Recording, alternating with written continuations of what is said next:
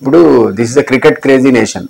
పిల్లలంతా ప్రతి వాడు కూడా స్టూడెంట్ ఏజ్లో వాడు క్రికెటర్ కావాలనుకుంటారు, ఇప్పుడు బ్యాట్స్మెన్ కావాలనుకుంటాడు, ఫాస్ట్ బౌల్ కావాలనుకుంటాడు. ఈ డ్రీమ్స్ అంత ఈజీగా రియలైజ్ కావు హార్డ్ వర్క్ లేనిది.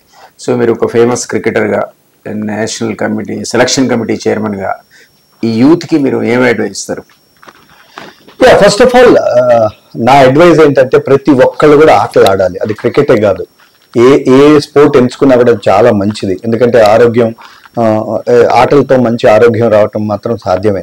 కానీ క్రికెట్ కానీ మిగతా స్పోర్ట్ కానీ ప్యాషన్తో ఆడటం ఒకటి, అది ప్రొఫెషన్ కింద మారటం ఇంకొకటి.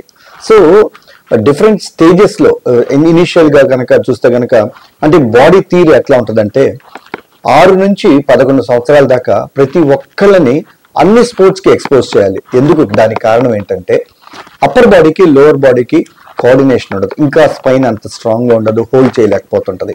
అందుకని డిఫరెంట్ స్పోర్ట్స్ కనుక ఎప్పుడైతే ఎక్స్పోజ్ అవుతామో ఆబ్వియస్లీ ఆ కోఆర్డినేషన్ పెరుగుతుంది. సో ఒక స్టేజ్ వచ్చిన తర్వాత ముఖ్యంగా 11 నుంచి 13 సంవత్సరాల దాకా పీక్ బేసిక్స్ లెర్నింగ్ అని చెప్తారు. సో ఆ 11వ సంవత్సరం వచ్చినప్పుడు 10 కానీ 11 సంవత్సరం వచ్చినప్పుడు ఏదైనా ఒక పర్టికులర్ స్పోర్ట్ని కనుక ఎంచుకోగలిగితే ఆ స్పోర్ట్లో ఉన్న మెళకువలు ఏదైతే ఫౌండేషన్ ఫండమెంటల్స్ ఉంటాయో అది నేర్చుకుంటే ఆ 13వ సంవత్సరం దగ్గరికి బేసిక్ చాలా ఫండమెంటల్ గా చాలా చాలా స్ట్రాంగ్ అవుతారు. దాని తర్వాత మనకు అర్థం అవుతుంది ఈ పిల్లలు ప్రొఫెషన్ కింద అది మార్చుకోవచ్చా లేదా అని. సో ఆ స్టేజ్ లో ఈవెన్ ఎగ్జిట్ కూడా మనం చేయొచ్చు కొంతమందికి. ఎందుకంటే చాలా మంది తల్లిదండ్రులు డబ్బులు ఖర్చు పెట్టుకుంటూ ఉంటారు, కానీ 13వ సంవత్సరం తర్వాత పిల్లోడు గనక అదే ప్యాషన్ గనక చూపించకపోతే that's when parents have to realise that okay ఆటలు అయితే ఆడించవచ్చు, దీన్ని ప్రొఫెషన్ కింద మార్చడం అనేది కొద్దిగా గొప్ప కష్టం అవుతుందని.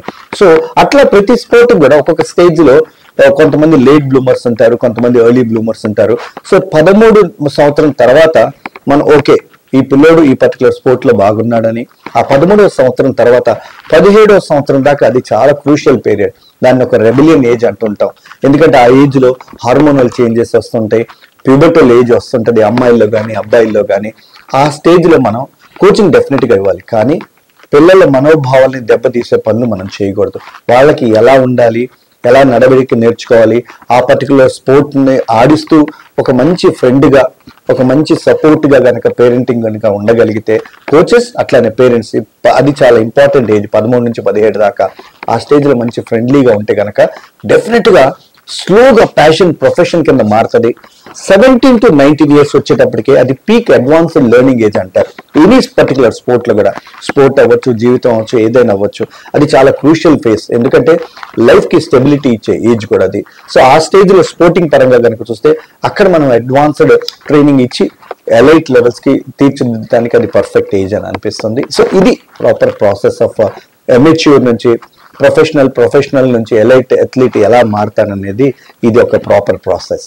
సో ముఖ్యంగా క్రికెట్కి ఇండియాలో ఉన్నటువంటి ఎంకరేజ్మెంట్ అనేది ఏ విధంగా ఉందనుకుంటారు? ప్రభుత్వ పరంగా నిజానికి స్పోర్ట్స్కి, నాట్ ఓన్లీ క్రికెట్, అసలు సరైనటువంటి హెల్ప్ అనేది జరుగుతుందా యాక్చువల్లీ? ఎందుకంటే ఇండివిజువల్ పర్ఫార్మెన్స్ మీద ఫేమస్ కావడం, ముఖ్యంగా ఐపీఎల్ వచ్చినాక చాలా కొత్త కొత్త అవకాశాలు పిల్లలకు రావడం జరిగింది, కానీ అంతకుముందు క్రికెట్లో పెద్దగా రాణించిన వాడు లేరు.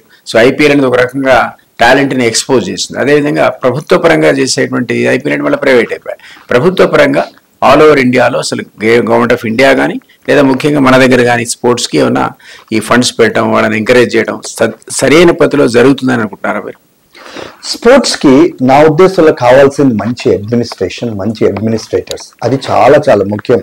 ఏ స్పోర్ట్స్ లో అయితే కనుక అడ్మినిస్ట్రేటర్స్ బాగుంటారో ఆ స్పోర్ట్స్ లో పురోగతి చెందటానికి అది మంచి అవకాశం లభిస్తుంది. సో నా ఉద్దేశంలో క్రికెట్ పరంగా చూస్తే కనుక ఇనీషియల్ గా అప్పుడున్న మహారాజులు ఎవరైతే కనుక ఇక్కడ ఎవరైతే కింగ్స్ ఉన్నారో వాళ్ళు సపోర్ట్ చేసేవాళ్ళు క్రికెట్ ని.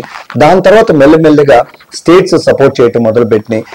దానికన్నా ముఖ్యంగా ఏంటంటే మా అడ్మినిస్ట్రేటర్స్ ఎవరైతే ఉన్నారో దాల్మియా లాంటి గొప్ప గొప్ప వ్యక్తులు, శ్రీనివాసన్ లాంటి గొప్ప వ్యక్తులు, లేకపోతే వీళ్ళందరూ కూడా even for that matter Sharad Pawar కానీ వీళ్ళందరూ వాళ్ళ గుడ్ ఆఫీసర్స్ ఏదైతే ఉన్నాయో దాన్ని ఉపయోగించుకొని ఈ స్పోర్ట్ని మాత్రం చాలా ముందుకు తీసుకెళ్ళటం జరిగింది. ఇప్పుడు కనుక చూస్తే జైషా కానీ యువతరం అనురాగ్ ఠాకూర్, జైషా వీళ్ళు వచ్చిన తర్వాత గేమ్ ని ఆల్మోస్ట్ ప్రతి nooks and corners of the world కూడా తీయటానికి వెళ్ళటానికి చాలా ఇంపార్టెంట్ రోల్ కూడా ప్లే చేశారు. ప్రస్తుతం జైషా ఐసీసీ చైర్మన్ గా ఉన్నాడు. అతను యాక్చువల్లీ ఈ స్టిల్ వెరీ యంగ్, సో అతనికి చాలా భవిష్యత్తు ఉన్నది కాబట్టి గేమ్ ని అట్లనే గేమ్ ఎన్నో డిఫరెంట్ ఫార్మాట్స్ ని బాగా పటిష్టంగా చేయడానికి సర్వ ప్రయత్నాలు తను చేస్తున్నాడు. ఇంకోటి, when it comes to IPL, Indian cricket కి అది ఒక రకంగా వరంగా మారిందని చెప్పుకోవచ్చు. ఎందుకంటే ఇండియన్ టీం కేవలం 10 మంది 11 మంది లేకపోతే 15 మంది ఆడగలరు. మిగతా వాళ్ళందరూ కూడా అక్కడ దాకా వచ్చేసి నిరుత్సాహంగా ఏదో జాబుల్లో సెటిల్ అవటం జరిగింది. ఎప్పుడైతే ఐపీఎల్ వచ్చిందో 10 టీంలు ఉంటాయి, ఇందులో దాదాపు 200 పైగా డొమెస్టిక్ క్రికెటర్స్ కి గొప్ప వేదికగా మారింది. వేదికగా మారటమే కాదు, వాళ్ళని ఓవర్ నైట్ మిలియనర్స్ గా కూడా మార్చింది. I'm very happy. ఎందుకంటే దానికి ప్రధాన కారణం ఏంటంటే మా క్రికెట్ లో ఉన్న అడ్మినిస్ట్రేటర్స్ వాళ్ళు ఈ ఐపీఎల్ అనే ఒక ఏదైతే గనక వండర్ఫుల్ కాన్సెప్ట్ తీసుకొచ్చారో, ప్రపంచం అంతా కూడా ఈ రోజు వాళ్ళ దేశానికి ఆడే కన్నా కూడా ఐపీఎల్ ఆడాలనే దానికే ఎక్కువ మొగ్గు చూపుతున్నారంటే దాన్ని బట్టి మనకు అర్థమవుతుంది ఈ టోర్నమెంట్, ముఖ్యంగా ఐపీఎల్ లాంటి ఒక mega event not only for Indian cricket history, Indian sporting history కూడా ఇది ఒక పర్ఫెక్ట్, ఒక మనకి మన జ్యువెల్ ఇన్ ద క్రౌన్ అని చెప్పుకోవచ్చు. మరిన్ని అంశాల కోసం లక్ష్యం యూట్యూబ్ ఛానల్ని సబ్స్క్రైబ్ చేసుకోండి.